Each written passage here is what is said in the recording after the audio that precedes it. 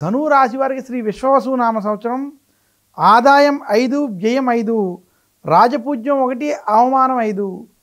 ధనువు రాశి వారికి శ్రీ విశ్వావసునామ సంవత్సరంలో చిలకమర్తి పంచాంగరీత్యా దృక్ సిద్ధాంత పంచాంగ గణితం ఆధారంగా ఈ రకమైనటువంటి గ్రహస్థితి ఉంది.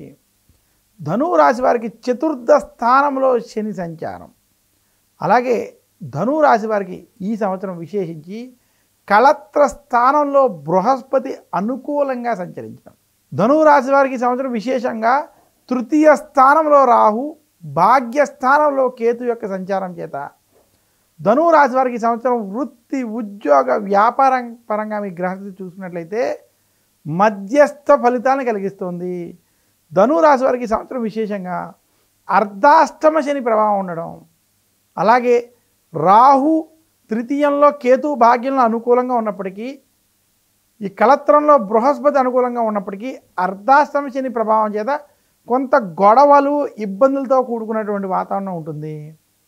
కళత్రంలో గురుడి అనుకూలత వలన ఎన్ని సమస్యలు, ఇబ్బందులు ఉన్నప్పటికీ మీ యొక్క ఆలోచనతో, శక్తితోటి మీరు వాటిని దాటి ముందుకు వచ్చి విజయం వైపు మాత్రం వెళ్తారు. ధనువు రాశి వారికి శ్రీ విశ్వావసునామ సంవత్సరం మధ్యస్థ ఫలితాలు అధికంగా ఉన్నాయి. ముఖ్యంగా నిరుద్యోగులకి, ఉద్యోగస్తులకి ఉద్యోగంలో సమస్యలు అధికంగా ఉంటాయి.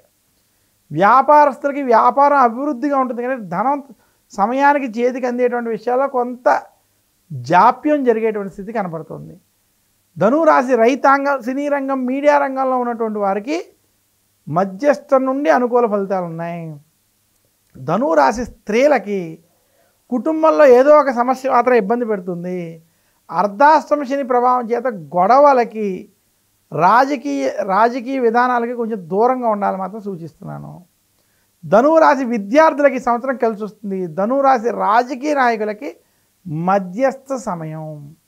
మొత్తం మీద ధనువు రాశి వారికి శ్రీ విశ్వావసునామ సంవత్సరం మధ్యస్థం నుండి కొంత అనుకూల ఫలితాలు ఉన్నాయి. ధనువు రాశి వారికి మొదటి 4 నెలలు ఇబ్బందికరమైనటువంటి వాతావరణం, తర్వాత 4 నెలలు మధ్యస్థ వాతావరణం, ఆఖరి 4 నెలలు మధ్యస్థ నుండి అనుకూల వాతావరణం ఈ సంవత్సరం కనబడబోతుంది.